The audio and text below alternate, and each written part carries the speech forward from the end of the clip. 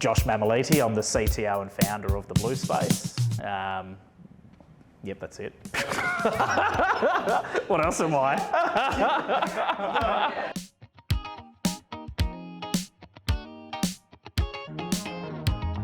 Well, my business partner and I founded the Blue Space 8 years ago. Prior to that, I spent about a decade in digital marketing in the bathroom industry for one of our biggest suppliers now, Caroma. I used to meet with all the bricks and mortar players back then and try to tell them the internet was a real thing. And they all told me it wasn't real, it's going to go away. No one could buy bathroom stuff online. So that really sparked my interest, and I thought, if you're not going to do it, I think I could give it a go. Up until about 3 years ago, I was kind of running everything, doing, as the business grew, I was delivering products, packing things in the warehouse, running marketing, reporting to the board, doing it all. Over the last 3 years, my business partner Les has come back into the business and he's taken on that CEO role. And that's allowed me to get into this CTO role and really focus on technology. And personally, that is my strength. I love the tech side of things. I started the business in my spare bedroom at home, and now we've got a 3,000 square metre warehouse in Sydney, another 3 in Melbourne, and we've got offices in both as well. So it's definitely grown outside of that startup place, but hopefully we've kept some of that agility. We've definitely put a lot more policies in place than I ever thought we would put in, but they're needed once you get to a certain size. I spent a lot of money on my initial website, probably 10 times what I should have spent on it, thinking I had to build a big enterprise grade website that was built for scale. It had to be uniquely designed, I had to be different.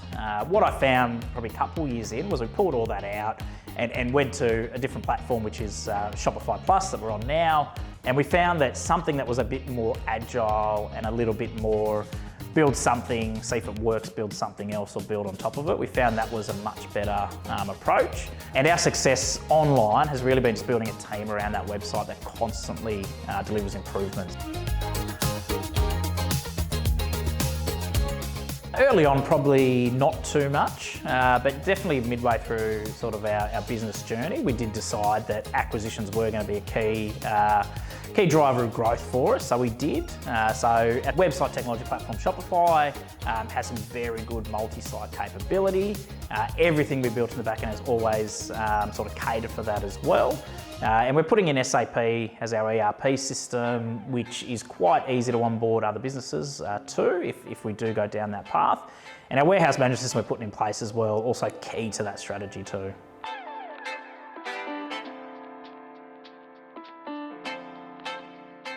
Delivery's always been a challenge. I think any negative customer review we've ever had over the 8 years of being in business has been related to delivery. So we've had to set up our own warehouses, we're setting up more in key states, we've set up our own delivery trucks because unfortunately we're in an industry where our products are big and bulky, and we're in a space where, we're in a country where people are spread out and delivery companies don't really like handling ugly freight, as they call it. Probably the biggest thing that has made that impact though is using our own drivers or hiring drivers specifically for our jobs and putting that tech in place on top of them. So we have some technology that any truck could, with an iPhone, could log in and do the deliveries for us, and we can track that, send the customer live updates, and allow the customer to really track that delivery from warehouse to their home. And that combined with a more reliable truck network has been really important in reducing those errors and those delivery issues. What we realised quite a while ago when we started putting our own fleet of trucks in was that driver is the first human face that any of our customers, or most of our customers, see. We do have virtual consultations where they do get to see some of our team, but most customers, probably 98% of them, don't see a human from the Blue Space. So having that driver turn up at their house, having them greet them, help them bring the products into the home, be courteous, not wreck their driveway, not dump things at the front, not break things as well is super important in our space because a lot of our stuff is breakable. We've found that to be really important. And some of our highest reviews we get now are from our own drivers and the extra effort they go to. And we share that with the drivers and throughout the business as well. And they really love and get pumped up by the fact that they get great reviews.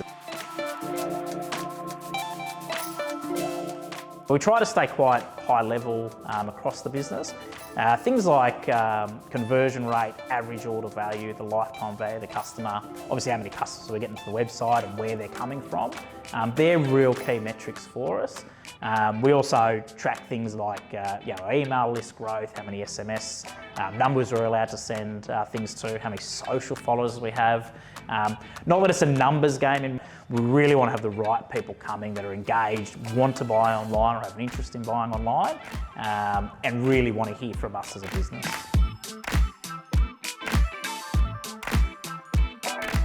Yeah, it can take up to 18 months to buy our product. So from wanting to renovate to actually buying the products to renovate. So things like email is really important in understanding where the customer is on that journey and just being able to target that customer with relevant messages. So a customer that is at day one of their 18-month journey needs to be treated a lot differently from our communication perspective than a customer that is ready to buy something that day. And recognising that, trying to find those triggers in that sort of what the customer's telling us to figure out where they are on their journey, that's a challenge. It's something that we're getting better at, and I think email is a key component of that for us, especially on those longer journeys. Having a decent team surrounding that website is key because there's a lot of things that individuals bring to security or the website experience or design or products, that kind of stuff. So I think having as many people as you can in your business focused on the website is key, and that has been key for us. Obviously staying on top of industry trends, bringing in partners into the business I think is key as well. One thing we've sort of realised over the years is that if we think something is really important, and I will take email as an example, if we think it is important, we really do need to find the best of the best in that space and bring them into our business. Even if we retain some of that control or we don't want to completely outsource it, bringing a specialist that really only focuses in that space brings a whole set of new ideas into the business and keeps us relevant to what's going on in the industry.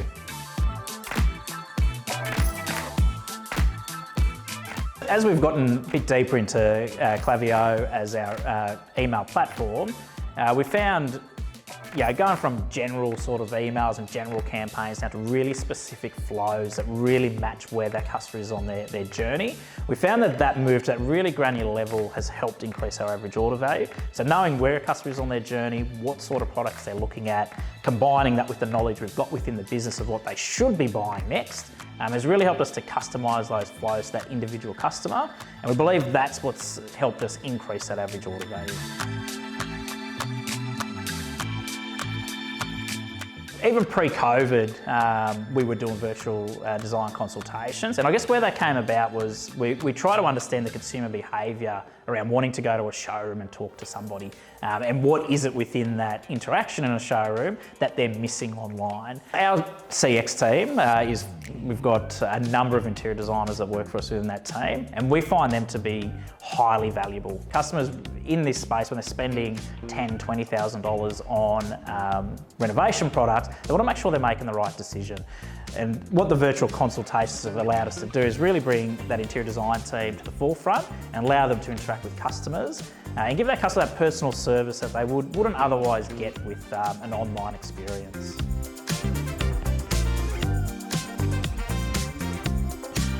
So we see visualisation being part of that. At the moment we use technology that allows us to build mood boards for the customer.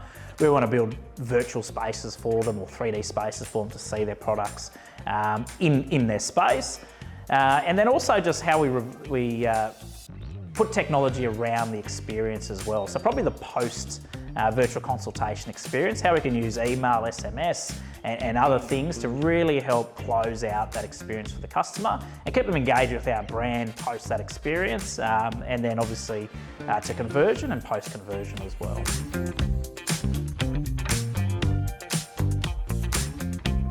Our sample service has been a really core part of our business for a number of years. So for us, we find online does do a really good job at convincing a customer to buy. The one thing that we've had to close the gap with is with our sample service is colours and textures. So colours on a screen are different to what they are in real life. Colours in all different lighting conditions are also different. So our sample service, we offer samples of tapware, tiles, flooring, bench tops, vanity colours. We've got a range of different samples that once we get those into your home and you see the textures, an image on a website or a 3D model on a website, those two combined usually gets the customer across the line. I've got to be honest, I probably didn't get it right the first few years of starting the business. The last few years, I think I've gotten much better at it. I wouldn't call it a secret. I think it's those small things, just, turning up to swimming carnivals on time and the cross country and being at the athletics carnival, or picking them up from school, or take them out of school for a day and take a day off and just spend a day with them. I think those little things that you do really make a difference when you have young children, and I know my girls notice it too. They call me out on the bad stuff and the good stuff, so it's kind of keeps you accountable.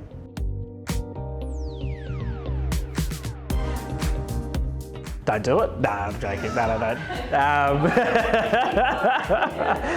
No, I think my biggest advice, and I've given this advice to people before as well, is don't do it alone. Don't start a business alone. It is a lonely journey even when you have mentors in place and you have business partners. It can still be quite a lonely journey, and you're figuring things out as you go. I think there's two types of entrepreneurs out there: those that are willing to give away equity and bring people in, and then those that think, no, I want to do this all myself and keep it all. Just from my personal experience, I've found that having people within the business, having solid business partners, but also solid investors that you can rely on, that bring money to the table, but also some smarts to the table as well. I think that's really important, and I think it's a journey you have to take with multiple people, but I think it's something you should do on your own. There's a lot of proud moments within the business, but I think every time we move to a bigger premise because we need the space either for more staff or more stock, I think that's always something that's always made me proud.